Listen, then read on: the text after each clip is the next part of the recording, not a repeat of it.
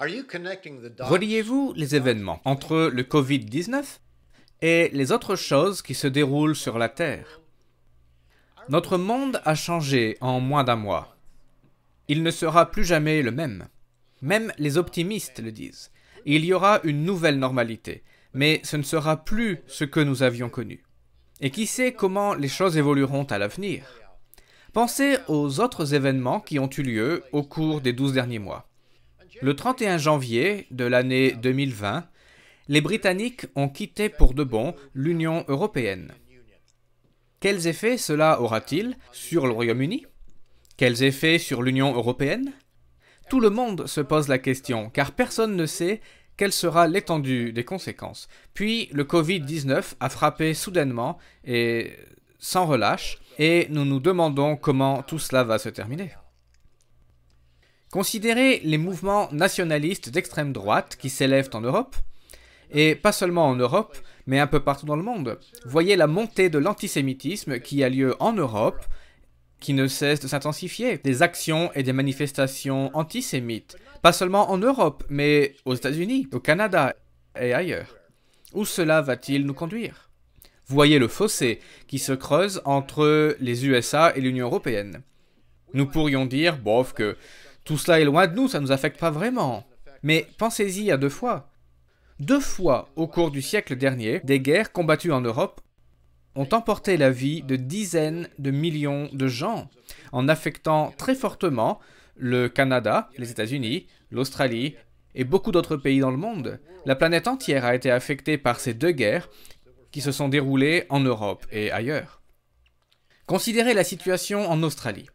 La sécheresse qui eut lieu dans ce pays.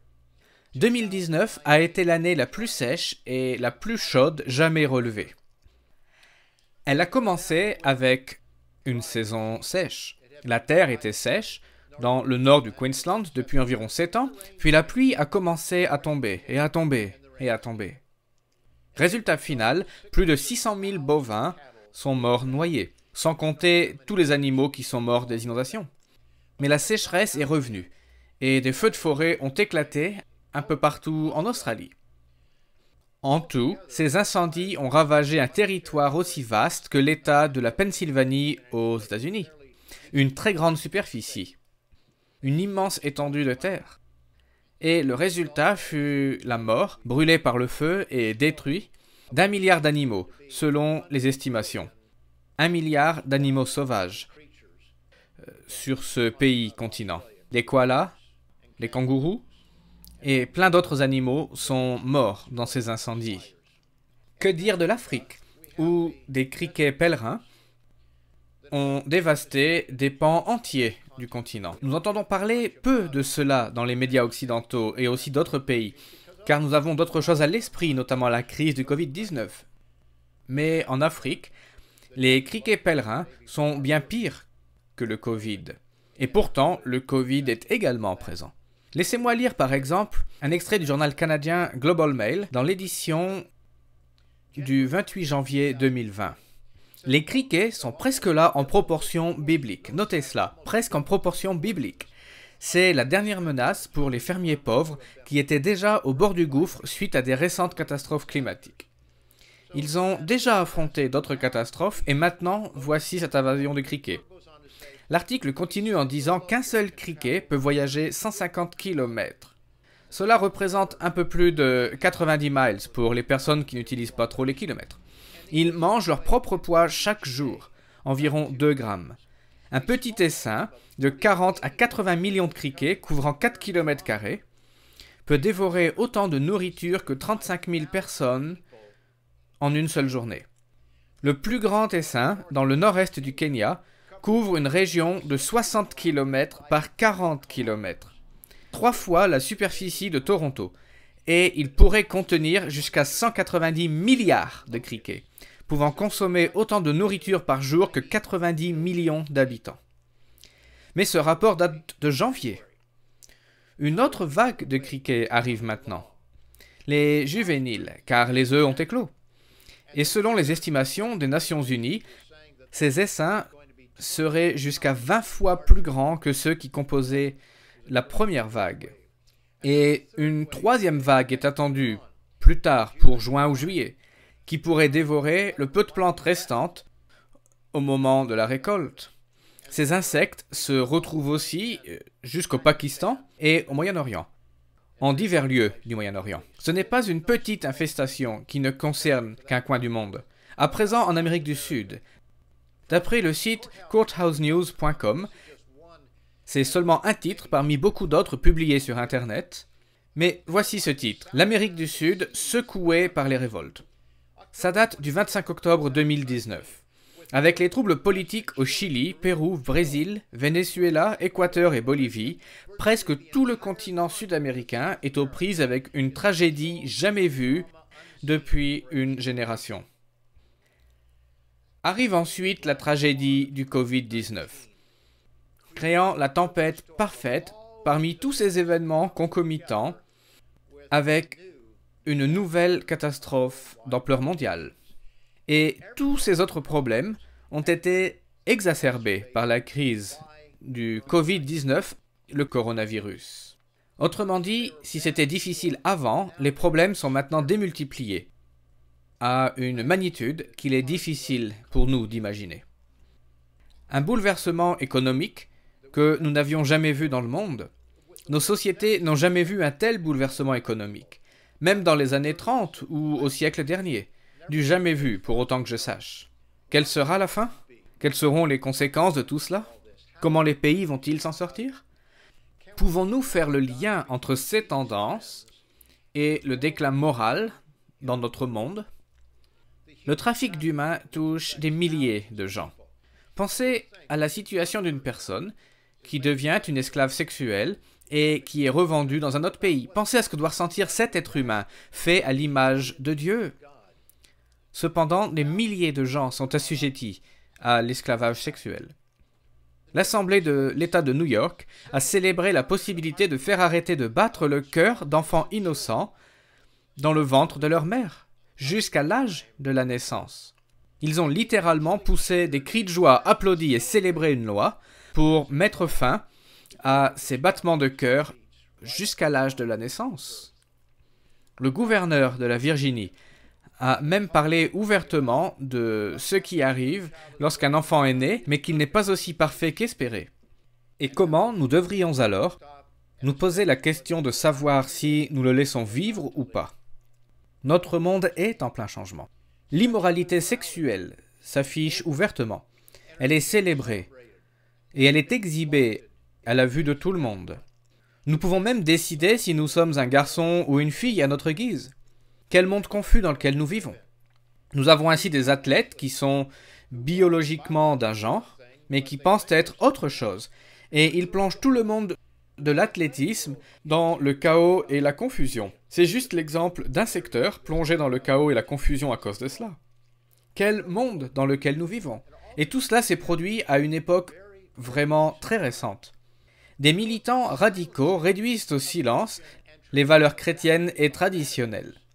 Des militants libéraux extrémistes de ce monde. Ils réduisent au silence les valeurs chrétiennes et traditionnelles que nous avions préservées pendant des décennies et des générations.